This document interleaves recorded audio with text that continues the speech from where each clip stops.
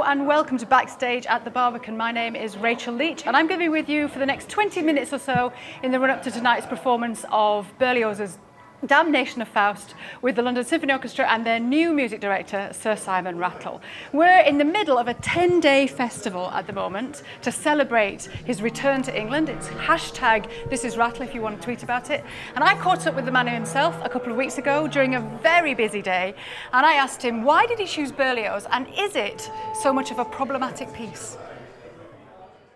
So your first concert was all British, and your second one is Berlioz. Why Berlioz?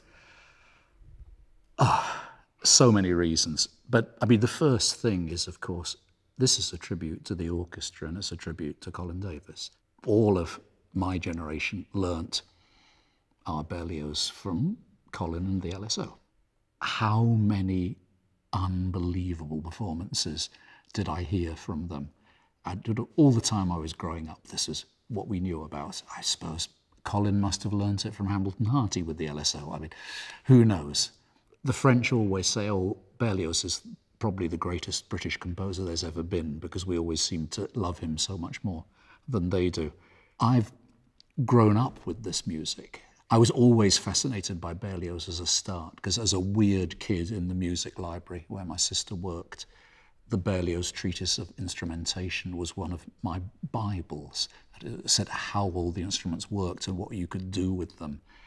And I can also remember my sister gently saying to me at like 10 or 11, Simon, it's the Damnation of Faust, it's not the Dalmatian of Faust. And I must have thought that at some moment it was a dog or whatever. Yeah.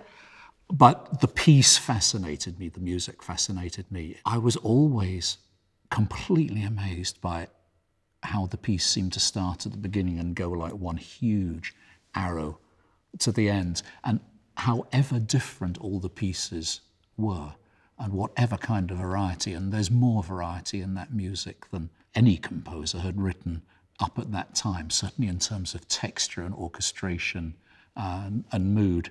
And you've fallen in love with it, clearly. Oh, I always did. I always loved this music, you know, and I'm an old percussionist. Berlioz basically invented the percussion section, and so this is one of the first composers that I was drawn to. But then you realise there's so much in the orchestra that he invented. We tend to forget how early Faust was started. Beethoven had just died when he made the first sketches, and he was working on it for years. But this movement where Mephistopheles sings and the strings in the orchestra sound like a gigantic guitar, it was one of the two instruments Berlioz played, the guitar and the recorder. But it's a sound such as no one else had even dreamt of making up to that moment. And almost every other page, there's a sound like that. You think, you know, where does this come from? How did he even come across the idea that the orchestra could do that? And is it that he couldn't actually really play the piano or a string instrument? Is this why, for instance, he could invent textures where so much was high and the bass line was hardly there? Where did this all come from? The originality is still completely stunning to this day. There's this really terrible entry in Mendelssohn's diary after he'd met Berlioz, and Berlioz had shown him the score of the Symphonie Fantastique, and Mendelssohn wrote, "To think that this man thinks he's writing music. When he went, I had to go upstairs and vomit." Well, that says a lot about Mendelssohn. Well, it does. So this is a problematic piece, Faust. Why?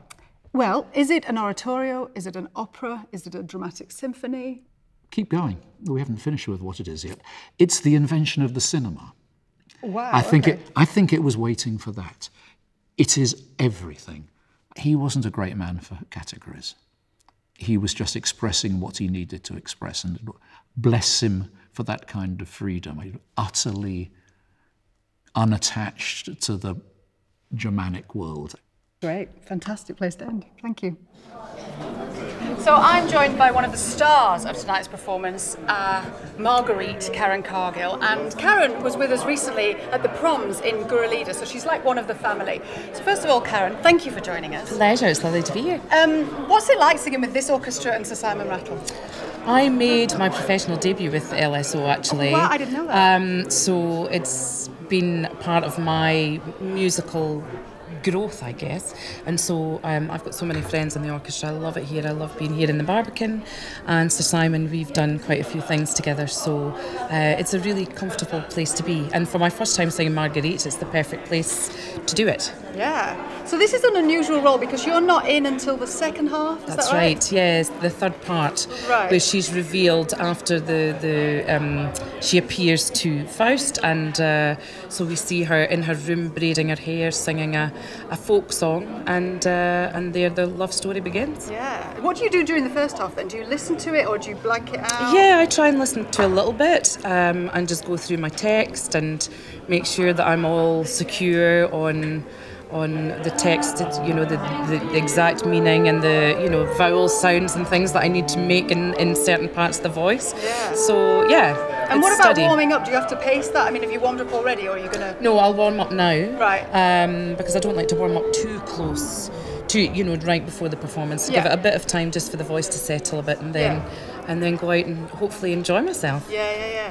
And then you're at the very end, is that right? You ascend to heaven at the That's very end. right, yeah, I ascend to heaven. So, and there's an amazing chorus at the end, which is such a moving moment. So I'm looking forward to that. And this is your first time doing Berlioz or this? No, Berlioz, I've done an awful lot of Berlioz actually, Right. but the first time for Damnation, so I'm very excited. It's been a long time coming, so I can't wait to do it. Do you think Berlioz writes good stuff for singers? Yeah, I love it. It's so evocative. The text is so well set, and his orchestration is so evocative. So it's amazing stuff. It's so lush and romantic. You can't help but get carried away. Yeah. So yeah, I love it. I think you've got the best tune. I think I do. Yeah. And I can hear people practicing it around. Don't tell the tenor. Don't tell the No, lion. no. I won't. And you do look gorgeous right now, but this is Oh, not bless your you. dress. No, is this it? is not my dress. No. Okay. So all will be revealed later. Okay, I'll leave that as a secret then. But thank you so much for talking to me. Pleasure, thanks, And good luck Rachel. with the first half, whatever you're going to do. Oh, thanks. Secret gin tonic? Don't tell anyone. Okay, brilliant. Thank you very much. So, tonight we've got a lot of people on stage. We've got over 80 in the orchestra, including 4 harps. There's the London Symphony Chorus, and I'll be talking to their choral director at the interval.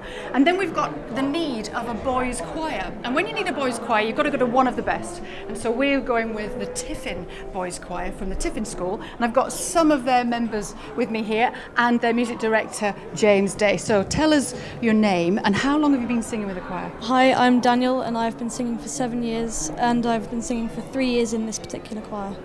Daniel, I'm going to have to ask you a rude question now, because you said you've been singing for 7 years. How old are you? I'm 14 years old. So that's half your life? Yes. I just did quick maths. And what's your name? Aditya, and I've been singing for 4 years, professionally in the choir for 3 years. Wow, amazing. Are you the same age as him? Yeah, I am. And what's your name?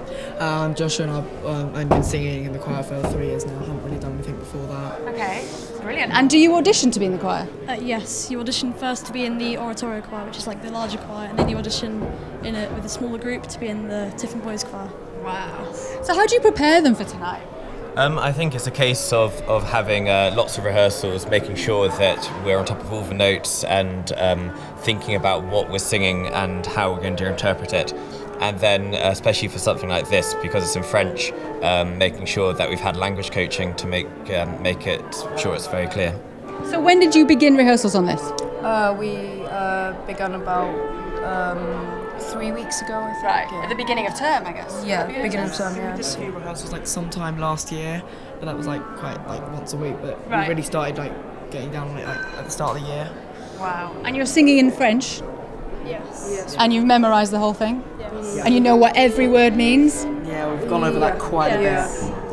I'm just testing you. It's not very fair, is it? So what's it like singing with this amazing orchestra? Have you sung with them before? We've sung with the LSO before, but not with Sir Simon Rattle. This is very next level. We have done performances with other quite famous conductors, but nothing like this. So it is quite a big deal. Yeah, do you feel excited? Yeah, we do. Definitely, it's quite a big thing, and also I don't think we've done anything as professional as this before, so it's a really good thing to uphold the tradition of the boys' choir as well. Absolutely, yeah. Because you know that this is the first week that Sir Simon's been with us, so you'll remember forever that you were here the first week. I think this is his first choral concert, maybe, I think, with us, so it's really exciting. Now, shall we tell them the secret of where you're appearing in the hall, or shall we not? Save that for the end. You want to save that? Okay, but needless to say, you're not on stage, is that right? No. Yes, we're not on stage. You're not on stage. We'll say that. We'll leave it there. We're leaving it there? Yes. Are you sure? Yeah. So what's coming up next? We have a Mahler 3 next month with Philharmonia at Royal Festival Hall, and then actually we're back here again doing Bernstein's 3rd Symphony with Marin Alsop and the LSO in November. Great. And will you guys be in that one, do you think? Yeah. Amazing. Well, listen, we are going out live now on Facebook and later on YouTube. Do you know anybody who's watching that you want to say hello to? No? Do you want to say hello to your mum, James? I think my mum's probably watching. So, say hello to her. Hello. Oh, guys, you're going to have to get tweeting or whatever it is you guys do so that they're all watching you, because we're on YouTube and Medici live, okay? And when do you appear? Are you in the first half or you're just in the second half? Right at the end. Right at the end. So what are you going to do? That's going to be, 2 hours away. What are you going to do now until then? Probably go over the music a few more times, make sure it's all sort of set, then sort of reflect on things. Probably go over the French as well. Yeah. Make sure it's all perfect make sure for the final pronunciation performance. is the best it can be. You must be so proud of them. Completely, and it's just brilliant to have. We have nearly 100 children singing tonight, and especially at the beginning of term, we have a long summer holiday in between rehearsals and coming back to it. Yeah. It's terrific. And are there any girls?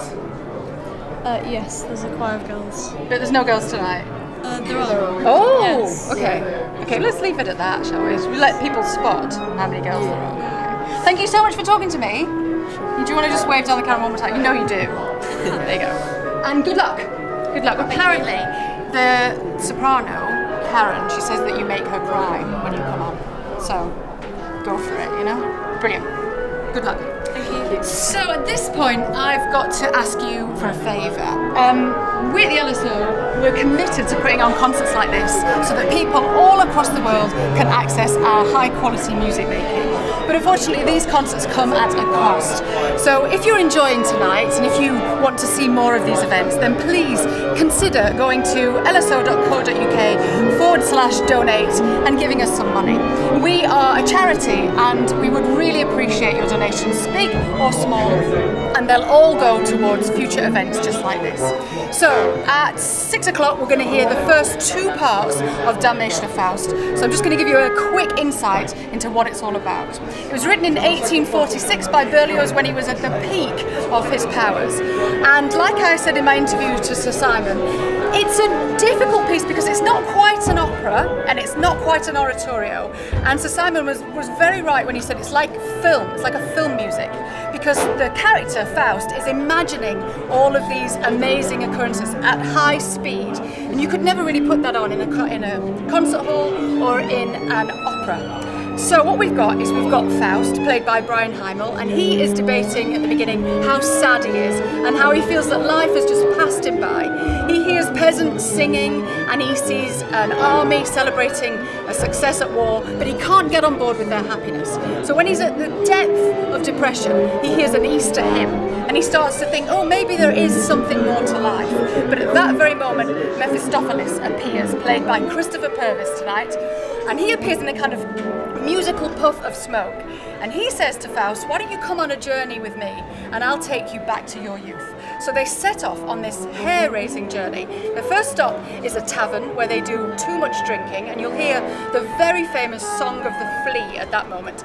And this first half, which is the first 2 parts, ends with another soldier's chorus, which you'll hear again later on off stage. So in this first part, things to listen out for is the Hungarian March, which is famous in its own right. You'll recognise it straight away. And towards the end of this section, there's the Ballet of the Sylphs, which is very very magical music. And if you're thinking, I've heard that somewhere before, the tune was stolen by Sanson for his Carnival of the Animals, where it was turned into the elephant.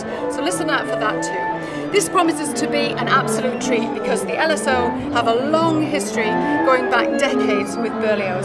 So this is going to be a really great concert. You can see it at 6 o'clock on YouTube or Medici TV. And I'll be back at the interval with more interviews for you. So enjoy the concert.